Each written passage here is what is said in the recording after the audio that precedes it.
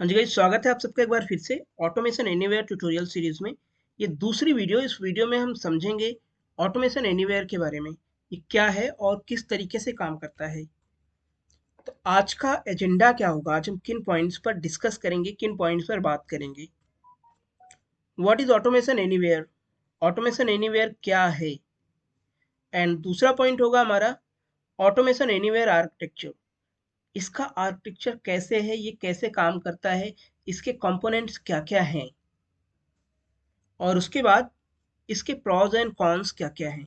जैसे कि अगर हम ऑटोमेशन एनीवेयर अपने प्रोजेक्ट में इम्प्लीमेंट करते हैं, उससे क्या क्या चीज़ें हम कम कर सकते हैं। पहला है, हम कॉस्ट कम कर सकते हैं।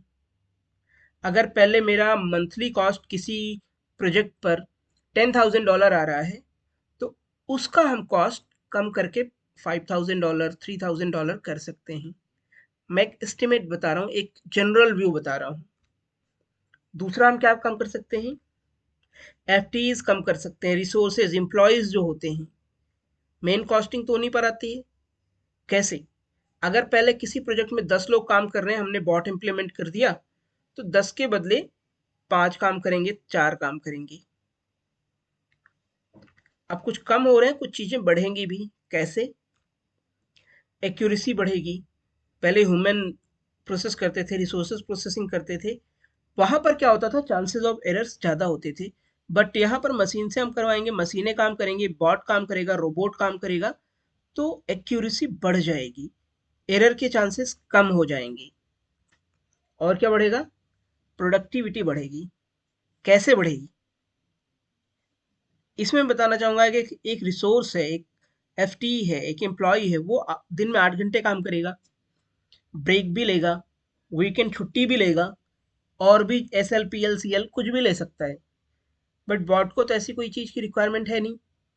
आप 16 घंटे उससे रन कर सकते हैं, वीकेंड पे रन कर सकते हैं, कोई छुट्टी नहीं चाहिए। तो ऐसे में क्या होगा, आपकी प्रोडक्टिविटी बढ़ जाती है। आइए चलते हैं नेक्स्ट पॉइंट पर और समझते हैं what is automation anywhere. Automation anywhere क्या है और ये कैसे काम करता है। तो दोस्तों, इस पे मैं बहुत डिटेल में नहीं जाऊंगा, क्योंकि लिखी पढ़ी चीज़ें आपको बहुत सारी मिल जाएंगी वेबसाइट्स पर, और कई सारे वेबसाइट्स हैं जो कि बताते हैं कि ये कर सकता है, वो कर सकता है। बट इसका जो मेन मोटिव है ऑटोमेशन एनीवेयर का, मैं केवल वही पॉइंट्स डिस्कस करूंगा। और आप किसी भी कंपनी में काम करेंगे, कहीं इंटरव्यू के लिए जाएंगे, तो आप रट्टू रट्टू तोता बन के बोलते चले जाएंगे, उसका फर्क नहीं पड़ेगा जब तक आप कोई यूज केस ना एक्सप्लेन कर पाए। राइट? ये तो सबको पता है ऑटोमेशन एनीवेयर क्या है, ऑटोमेशन होता किस चीज के लिए सबको पता है, और सारे प्लेटफॉर्म्स एक तरह से ही काम करते हैं। बट यहाँ पर जो मेन चीज है वो समझने की जरूरत है कि इसके कंपोनेंट क्या क्या हैं और ये किन किन चीजों के लिए यूजफुल है। यूज केस पर हम कैसे इंप्लीमेंट कर सकते हैं, यूज केस हम कैसे एक्सप्लेन कर सकते हैं। तो यहाँ पर जो एक मैंने एक बहुत क्रिस्प सा डेफिनेशन लिखा है, Automation Anywhere is one of the popular RPA vendor. जी हाँ, आरपीए वेंडर है। यूआईपाथ, ब्लूप्रिज्म, बहुत सारे ऐसे वेंडर्स हैं जो कि आरपीए कैपेबिलिटी ऑफर करते हैं, offering powerful and user friendly RPA capabilities to automate any complex task. तो वही बात है जो बाकी लोग कह रहे हैं। लेकिन ऑटोमेशन एनीवेयर बाकियों से अलग कैसे, उसके बारे में हम पूरी डिटेल से समझेंगे, पढ़ेंगे, यूज केसेस समझेंगे, तब हमें ये चीजें क्लियर होंगी। अब बात आती है ऑटोमेशन एनीवेयर आर्किटेक्चर की। तो ये इसके क्या क्या कंपोनेंट्स होते हैं, क्या क्या पार्ट्स होते हैं। भाई ऑटोमेट तो सभी कर रहे हैं, इसमें नया क्या है। Automation anywhere has 3 primary components. इसके 3 मुख्य कंपोनेंट हैं, प्राइमरी कंपोनेंट हैं। वो क्या है? एक कंट्रोल रूम है, दूसरा क्या है, बॉट क्रिएटर है, तीसरा क्या है, बॉट रनर है। अब कंट्रोल रूम आप नाम से समझ सकते हैं कंट्रोल रूम किस काम आता होगा। क्रिएटर आप नाम से समझ सकते हैं किस काम आता होगा। रनर भी आप नाम से समझ सकते हैं। बहुत इजी टर्म यूज की है ऑटोमेशन एनीवेयर ने। कंट्रोल रूम चीजों को कंट्रोल करने के लिए, आपके टास्क को, आपके प्रोजेक्ट को, जो भी आप ऑटोमेशन कर रहे हैं उन सबको कंट्रोल करने के लिए, इन द सेंस टास्क के साथ साथ बॉट क्रिएटर और बॉट रनर को भी कंट्रोल करने के लिए। कैसे? क्रिएटर का काम क्या होता है? डेवलप करना, डेवलपर कह सकते हैं। रनर का काम क्या होता है? कोई भी टास्क बन गया उसको रन करना, प्रोडक्टिविटी करना उससे। तो ये तो हो गया इनका ओवरव्यू। अब ये काम कैसे करता है, इसका जो एक डिस्क्रिप्टिव, इसका जो प्रॉपर कंट्रोल रूम का आर्किटेक्चर है वो आप यहाँ पर देख सकते हैं। 3 भागों में इसको बाँटा गया है। कंट्रोल रूम सबसे इम्पोर्टेंट पार्ट।